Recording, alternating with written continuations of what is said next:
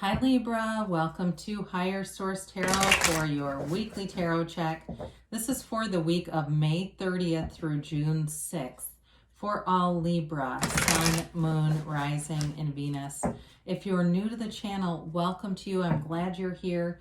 I post new readings every Friday and then again on Monday. So if a reading doesn't resonate, because it's always somebody's reading, it's not always everybody's, you can always check back in a couple of days and watch a new reading, or even look around on the Monday readings, because the format is different week to week. It's a different style of reading every week.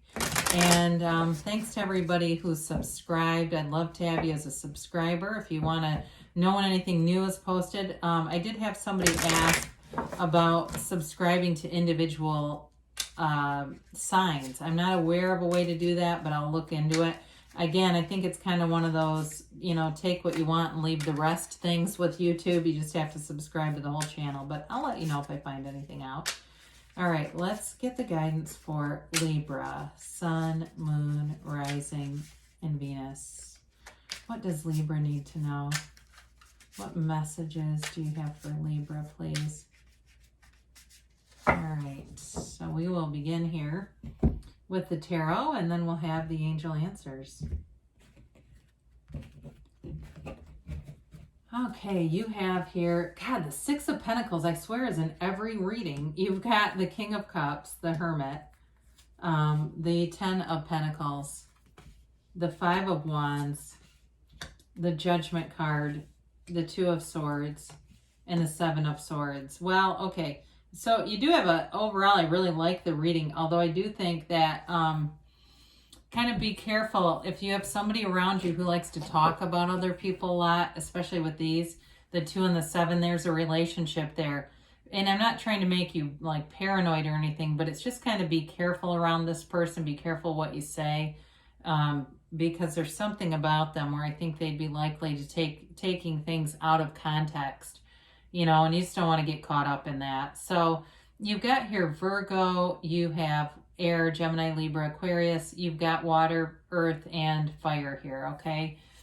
So you definitely have balance here, and I do like to see the Libra scales in here, even though it's, a little bit toned down, right? It's not quite as powerful as Justice, but we'll take it. You're in a harmonious, balanced place, and I see it multiple times here. I mean, you've got with the 6, the 10, in Judgment here, if you've been waiting on money, or you've been feeling like, when is it my turn? If you've been thinking like, I've been doing all the stuff, when is it my turn? Here it is, okay?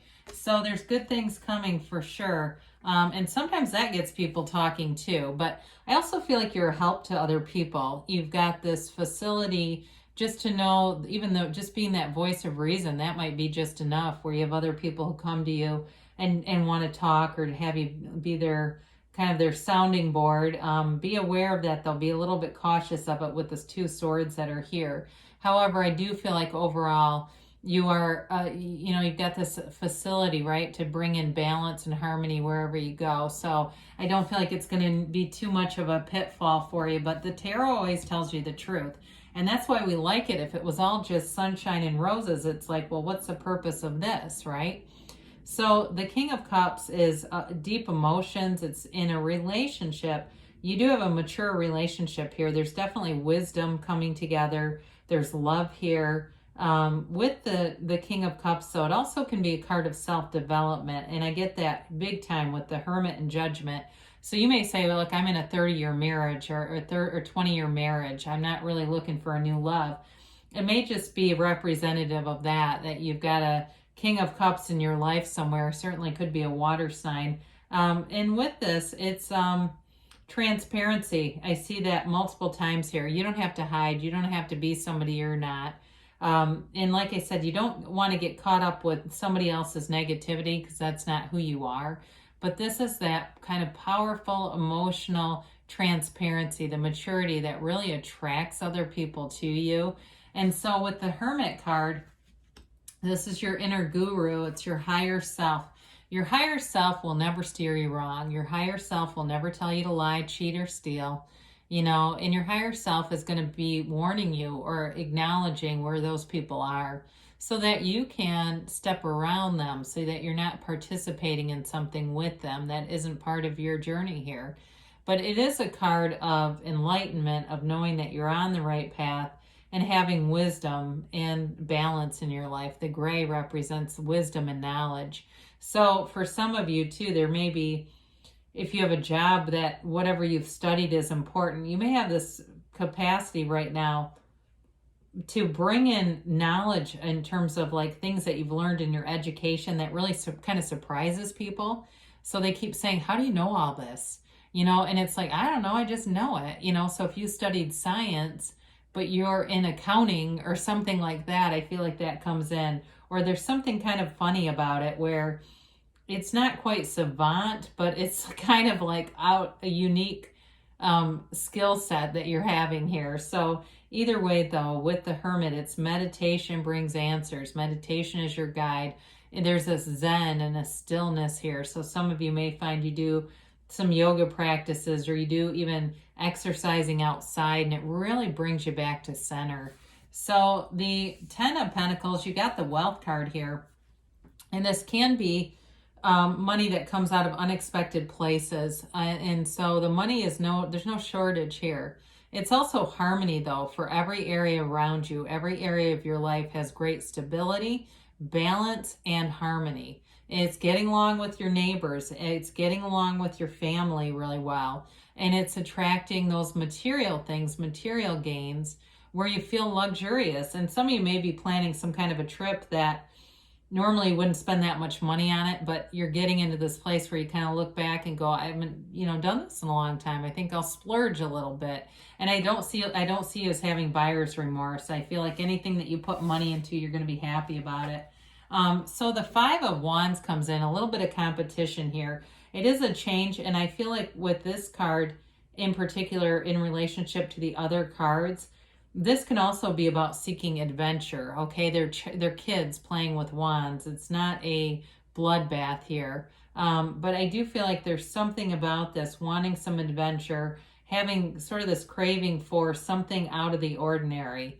And so it may be just your own sort of pushing the envelope in some ways with that 10 of Pentacles, in terms of whether it's travel or doing something that feels a little bit extravagant, but it pushes things forward.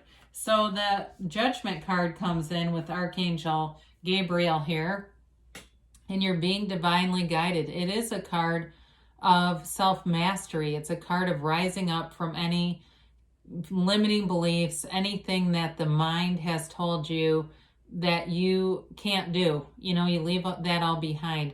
And the unclothed characters, I say this a lot, they're that acceptance, they're really knowing who you are. There's celebration here, but it's also too, in terms of a relationship, those of you that are in one, I do feel like you have there's like a no judgment thing here, very non-judgmental, very accepting, open arms kind of thing.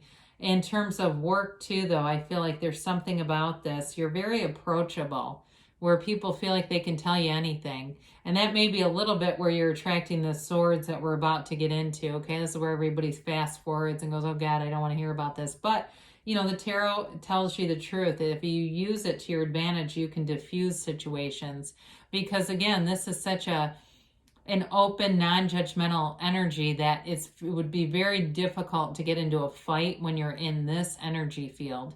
Souls don't get into fights. Souls aren't vengeful and vindictive, right? I mean, angels don't try to plot against other angels, right? Not in the light, at least. So with this, it is a card of being in flow for sure. So you've got the 2 of Swords coming in, and it's that caught in the middle thing. I do feel like you get caught in the middle of somebody who wants to have a negative conversation, and it may just be they just take little jabs at people. So be aware of that when you walk into this, even if it's in somebody you don't know, like you're in a store and somebody tries to pull you into a conversation that is not a positive one. The 2 of Swords is, the problem with this is it doesn't give you a good avenue out, okay? It doesn't allow you to see the way out, and the way out is through, right? So with the 2 of Swords, just be aware of this, that you have your own personal power no matter what, and you can always choose the next right thing to do, because the 7 of Swords very poorly thought out. It's somebody who talks about other people for sure, and they don't care. It's like this person, they will lie when it's easier to tell the truth. They do not learn from their past mistakes, whoever this is. They keep repeating the same damn mistakes. And so with this, just be aware of it. And especially if you know who this is already and you know you're going to have an interaction with them, keep it brief. Keep it focused on something where you can't be led down that rabbit hole. But know that this is kind of looming out there a little bit. And I don't mean it to be negative, but again, I mean, trying to turn that into a positive isn't what the cards say. It's just not what I'm getting. So, and maybe that's only for a couple people on here. You might say, I just don't see that. Or maybe it's just somebody who's more negative and you just don't participate in the conversation because it lowers your vibration when you do that. So let's, and you know those people when you talk to them and you just don't feel good afterwards. During the pandemic, I had to block a couple people because I just thought, this is not for me anymore. And there's no point in continuing this. I've tried, they don't change, and I've gotten what I can take, right? So anyway, look for a sign. The signs are always there. And, it can be all kinds of things. It can be your animal friends. Maybe you know that when you see rabbits, you feel like things are moving forward. Or when you see a hawk, you feel like you have this inner wisdom and knowledge. It can be anything, but those signs are here. And allow yourself to see them because the universe is interacting with you. The universe doesn't necessarily do it through spoken word. Sometimes there might be songs or a name or something, but it's the universe trying to engage with you. If you believe, so ask, believe, receive. Know that anything is possible for you, Libra, because they say it's up to you. You create your own reality, so you can manifest people as you want them to be, but we get what we expect, whether we want it or not, right? They say within the next few months, and you've got don't stop. So you are on the right track here, Libra. You're moving forward. Good things are happening for you. I love you, and I'll be back again soon.